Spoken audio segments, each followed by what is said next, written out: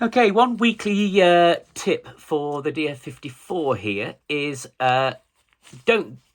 bother cleaning out the declumper and things like that. Obviously do that from inside, but if you get a long thing screwdriver and just once a week,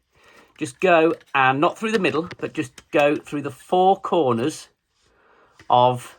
so go as far as you can, so you can feel that some resistance as you're hitting the top, not the declumper but the four corners, and just give those four corners a clean out, and your DF54, as long as you keep that chute clean, should run perfectly. What happens is as you go over time, the coffee will start to accumulate in the four corners there, so the hole that the grounds come through is getting narrower and narrower. So keeping that nice and clear